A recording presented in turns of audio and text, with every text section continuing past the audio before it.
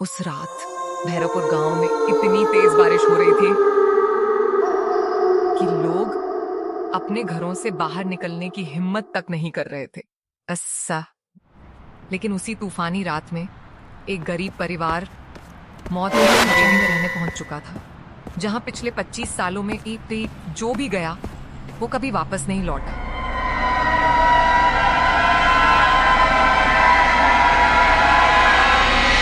लोग कहते थे आधी रात को उस हवेली में एक औरत अपने बच्चे को ढूंढती हुई रोती है, मुझे मेरा बच्चा लौटा दो। और जिस दिन उसे कोई बच्चा मिल गया उस दिन पूरा परिवार जिंदा नहीं बचता। आतिम। लेकिन रामू को क्या पता था कि सिर्फ 5 लाख रुपए के लिए वो अपने बच्चों को सीधे मौत के मुंह में ले आया। बाबा, ऊपर वाली खिड़की में कोई हमें देख रहा है। रामू, एक गरीब मजदूर, उसकी पत्नी गीता और 2 बच्चे, छोटी गुड़िया और बेटा छोटू। घर में खाने तक को कुछ नहीं था। रामू, घर में आटा खत्म हो गया। बाबा, आज स्कूल में सब बच्चे टिफिन लाए थे। माँ, मुझे भूख लगी है। रामू बच्चों को देखकर अंदर से टूट जाता है। भगवान, आखिर कब तक? तभी गांव का जमींदार ठाकुर वीरेंद्र सिंह आता है।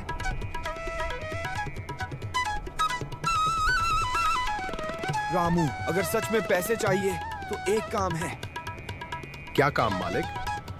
पुरानी हवेली की देखभाल करनी होगी। ये सुनते ही गीता डर जाती है। नहीं मालिक, वहाँ तो भूत रहते हैं।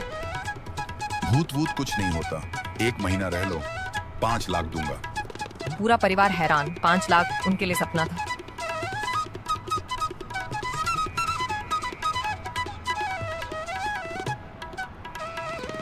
परिवार बैलगाड़ी से हवेली पहुंचता है। हवेली बहुत बड़ी लेकिन डरावनी। दीवारों पर काई, टूटी खिड़कियां और चारों तरफ अजीब सन्नाटा, जैसे हवेली जिंदा है।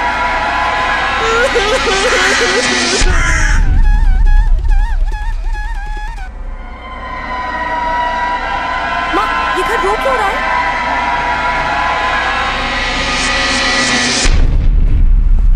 रात को ऊपर वाले कमरे में मत जाना रामू, क्यों? क्योंकि वो अभी भी वही है। और वो हंसने लगता है।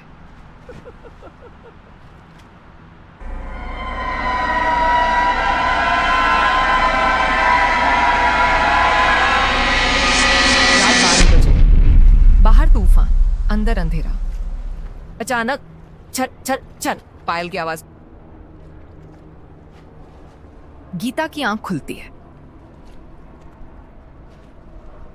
वो देखती है सीढ़ियों पर सफेद साड़ी वाली औरत खड़ी है। लंबे बाल, उल्टे पैर और लाल आंखें। मेरा बच्चा, मुझे मेरा बच्चा चाहिए। इन्ना ना बचा दी। गीता जोर से चीखती है। रामू उठता है लेकिन वहां कोई नहीं। तुमने सपना देखा होगा। तभी छोटू बोलता, बाबा, वो आंटी मुझे ऊपर बुला रही थी। सबके होश उड़ जाते हैं। अगले दिन रामू गांव वालों से पूछता है। एक बूढ़ी दादी बताती है, आज से 25 साल पहले इस हवेली में ठाकुर की बहू चंद्रकला रहती थी। वो गर्भवती थी, लेकिन ठाकुर को बेटा नहीं चाहिए था। उसने चंद्रकला को हवेली में बंद कर दिया और एक रात उसकी हत्या कर दी गई। गीता कांप उठती है। हे भगवान! मरने से पहले उसने कहा था, जिसने मेरा बच्चा छीना, मैं उसकी पूरी पीढ़ी खत्म कर दूंगी। निर्जा थी। रात को गुड़िया गायब हो जाती है। पूरा परिवार हवेली में उसे ढूंढता है। ऊपर वाले बंद कमरे से आवाज आती है, ओ आपका इससे से। माँ! रामू दरवाजा तोड़ता है। अंदर दीवारों पर खून से लिखा था, मेरा बच्चा लौटाओ। कमरे के बीचों बीच गुड़िया खड़ी थी, उसकी आंखें पूरी सफेद। गुड़िया भयानक आवाज में, वो आ गई है। अचानक सारी मोमबत्तियां बुझ जाती हैं और कमरे में औरत की डरावनी हंसी गूंजती है।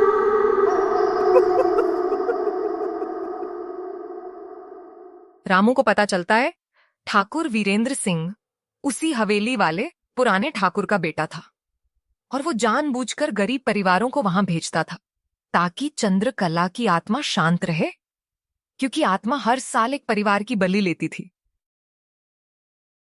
उसने हमें मौत के मुंह में भेज दिया।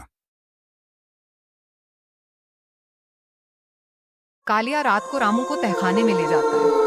वहां जंजीरें, पुराने खिलौने और हड्डियां थी। मैंने सब देखा था। चंद्रकला मरना नहीं चाहती थी, वो अपने बच्चे को बचा रही थी। उसका बच्चा कहाँ है? कालिया रोने लगता है। जिंदा दीवार में चुनवा दिया गया। रामू के पैरों तले जमीन खिसक जाती है।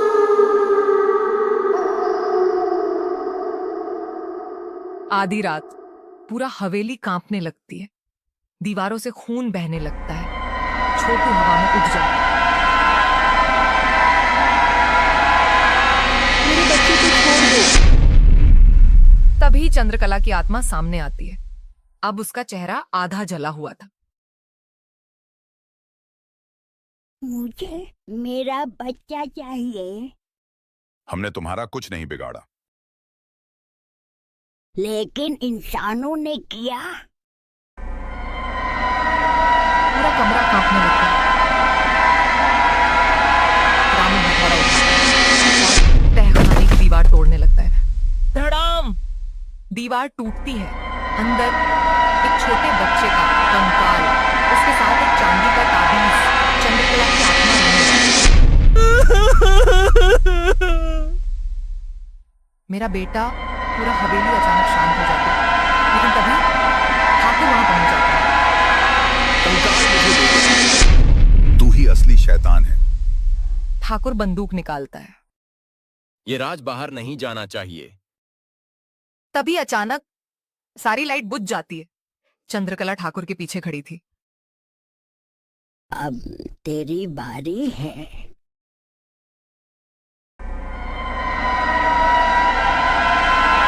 ठाकुर भागने लगता है, लेकिन हवेली के दरवाजे अपने आप बंद हो जाते हैं। चारों तरफ आत्माओं की आवाज, हत्यारे, हत्यारे। चंद्रकला ठाकुर को हवा में उठा देती है।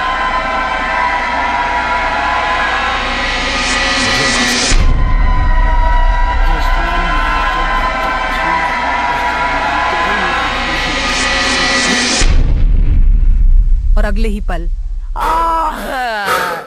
ठाकुर की चीख पूरी हवेली में गूंज जाती है।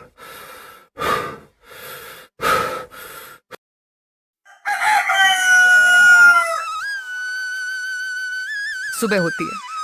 हवेली अब शांत थी। चंद्रकला की आत्मा अपने बच्चे के साथ धीरे धीरे रोशनी में गायब हो जाती।